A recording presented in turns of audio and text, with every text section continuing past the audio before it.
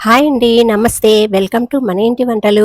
నేను ఈరోజు చూపించబోయే రెసిపీ వండర్‌ఫుల్ రెసిపీ అండి. చామదుంపల పులుసండి. చేసి చూపించబోతున్నాను. ఎప్పుడు రొటీన్‌గా పప్పు, సాంబార్ కాకుండా అప్పుడప్పుడు ఇలా చామదుంపల పులుసు చేసుకోండి. సూపర్ టేస్టీగా ఉంటుంది. నోటికి ఏది తినబుద్ధి కానప్పుడు ఈ పులుసు చేసుకుంటే చాలా టేస్టీగా ఉంటుంది.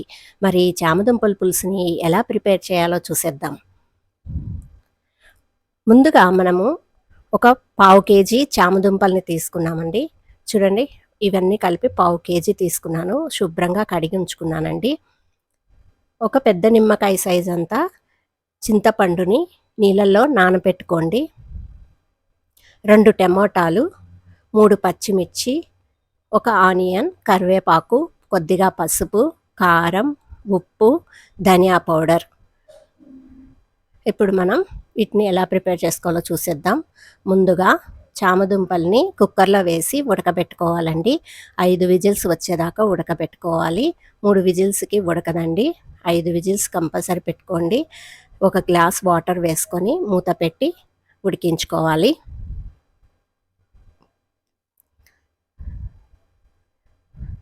ఈ విధంగా ఉడికించుకున్నాక చల్లనీళ్ళల్లో వేసేయాలండి.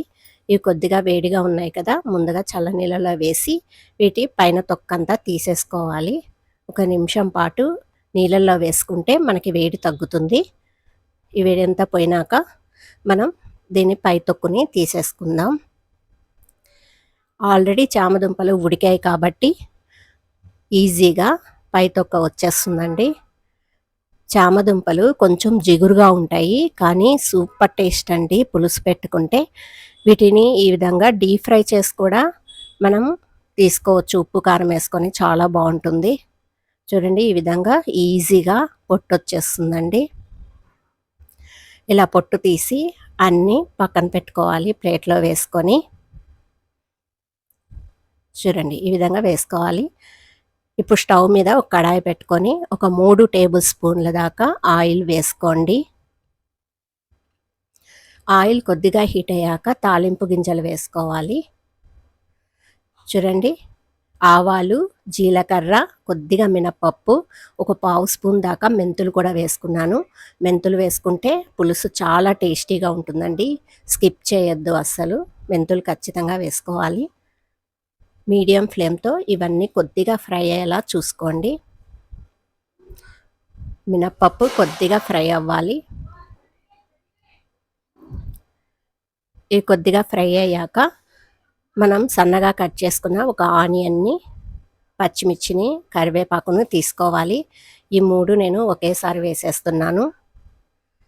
చూడండి, వీటినన్నిటిని వేసి కొద్దిగా ఫ్రై చేసుకోవాలండి.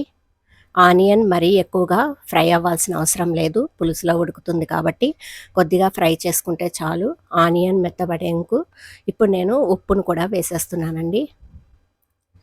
2 టేబుల్ స్పూన్ దాకా ఉప్పు వేస్తున్నాను. ఈ ఉప్పు, ఆనియన్, పచ్చిమిర్చి అంతా కలిసేలా ఒకసారి కలుపుకోవాలి. ఇలా ఒక నిమిషం పాటు ఫ్రై చేసుకున్నాక మనం టమోటా ముక్కల్ని కట్ చేసుకున్న వేసుకోవాలండి. వీటన్నిటిని బాగా కలుపుకోవాలి.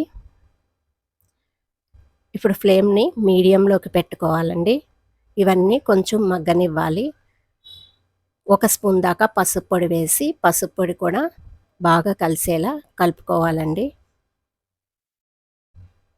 ఈ విధంగా కలుపుకున్నాక మూత పెట్టి 2 నిమిషాల పాటు లో ఫ్లేమ్లో పెట్టుకొని మగ్గనివ్వాలి.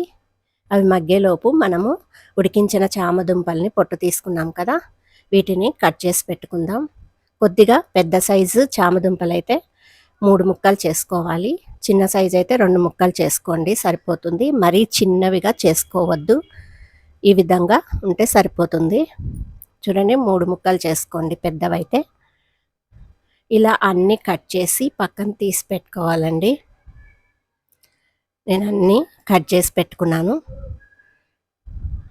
ఇప్పుడు మనము ఫ్రై మగ్గిందో లేదో చూద్దాము. టమాటాని కొద్దిగా ఫ్రై అయింది. ఒకసారి కలుపుకొని ఇంకోసారి మూత పెట్టుకొని 2 నిమిషాల పాటు లో ఫ్లేమ్లోనే మగ్గనివ్వాలి.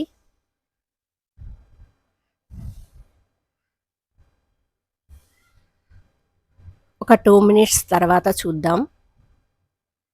చూడండి టమాటా బాగా మగ్గిపోయింది.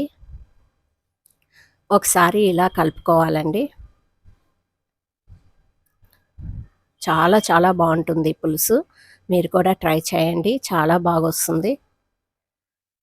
ఇప్పుడు మనం 2 స్పూన్ల దాకా ధనియా పౌడర్ వేసుకోవాలి.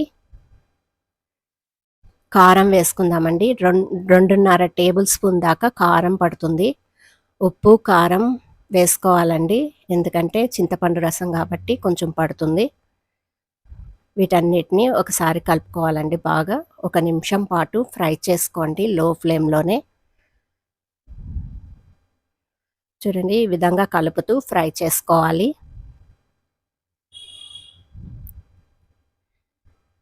ఇప్పుడు మనం ముందుగా చింతపండుని నానేసుకున్నాం కదండీ! వాటిని పులుసులాగా తీసుకోవాలి. ఇప్పుడు ఈ చింతపండు రసాన్ని ఇందులోకి వేసుకోవాలి. పిప్పి రాకుండా వేసుకోండి. కొద్దిగా పులుసు పల్చగా కావాలనుకుంటే వాటర్ కొంచెం ఎక్కువ పోసుకోవచ్చు. నేను కొద్దిగా చిక్కగానే చేస్తున్నానండి. ఒకసారి కలిపి చూసుకోవాలి.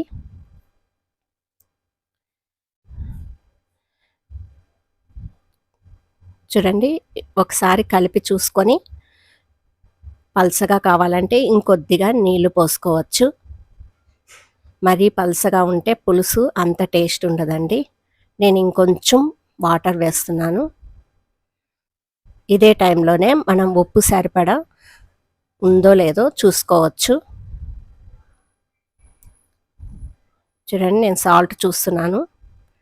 నాకు కొద్దిగా సరిపోలేదండి. ఇంకొక టేబుల్ స్పూన్ దాకా పడుతుంది.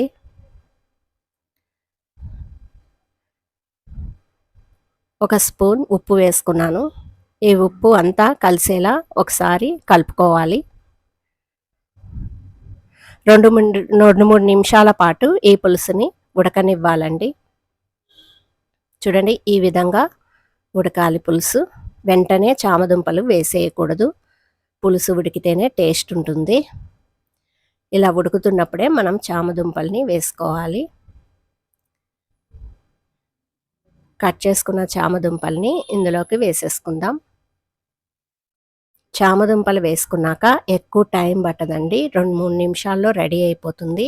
మనకు ఆల్రెడీ చామదుంపలు ఉడికిపోయాయి కాబట్టి అంత టైం తీసుకోదు.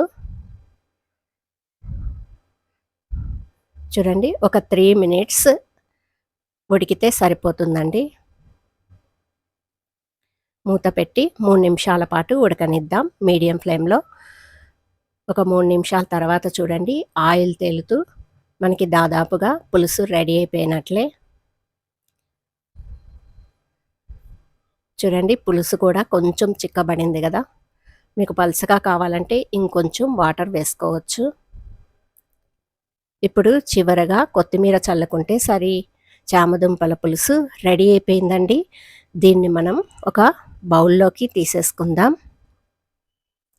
చామదుంపల పులుసు రెడీ అయిపోయింది. ఇది చల్లారాక కొద్దిగా చిక్కబడుతుందండి. మీరు ఒకసారి ట్రై చేయండి. చాలా చాలా బాగుంటుంది. ఉప్పు, కారం, పులుపు కరెక్ట్‌గా వేసుకుంటే పులుసు చాలా బాగుంటుందండి. మీకు ఈ వీడియో నచ్చినట్లయితే లైక్ చేయండి, షేర్ చేయండి, ఎలా వచ్చిందో కామెంట్ చేయండి. మరియు తప్పకుండా సబ్స్క్రైబ్ చేసుకోండి. థ్యాంక్ యూ అండి. Thank you for watching this video.